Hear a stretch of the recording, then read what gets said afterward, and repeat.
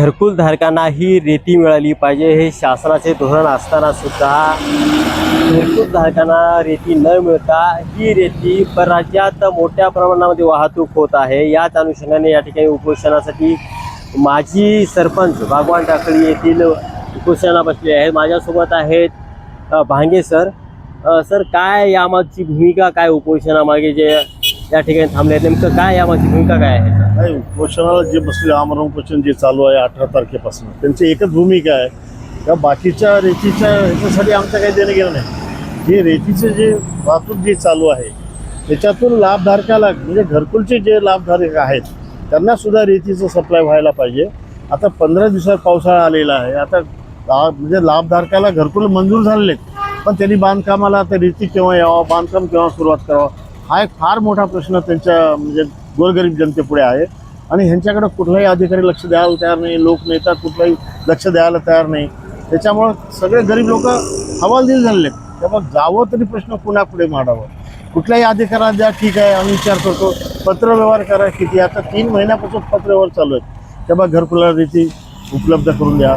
10% reserve आहे म्हणतात, पण कॉन्ट्रॅक्टरनी काय तर सुरुवातच केलेली नसल्यामुळं आणि कॉन्ट्रॅक्टर जर जिल्हाधिकारी किंवा उपजिल्हाधिकारी तहसीलदार साहेब यांचे जर ऐकत नसेल, मग आता हे म्हणजे हे लोक कुणाचं ऐकतात? म्हणजे ही एक लोकांमध्ये फार मोठी चर्चा इथं जनतेमध्ये चालू झालेली आहे। त्याच्यामुळं अधिकाऱ्यावरचा जो एक विश्वास आहे, तेव्हा हे अधिकारी काहीतरी विकास करू शकतात, आमचे प्रश्न मांडू शकतात आणि प्रश्न सोडवू शकतात। हे जे जनतेच्या मनामध्ये होतं त्याला कुठेतरी काळीमा फासल्यासारखं वाटू लागले आम्हाला।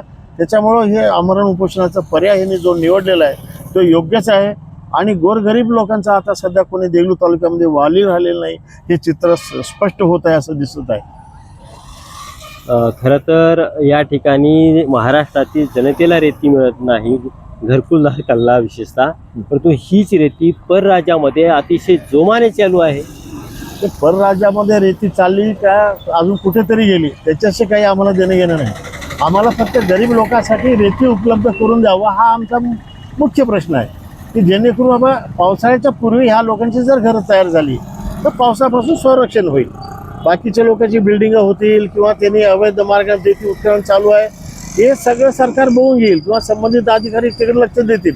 पण आमचा मुख्य उद्देश असा आहे किंवा फक्त आम्हाला आमच्या घर बांधणीसाठी जे शासनाने मान्य केलेले आहे त्याच्यासाठीच त्याने रेती उपलब्ध करून द्यावं, ही आमची भूमिका आहे।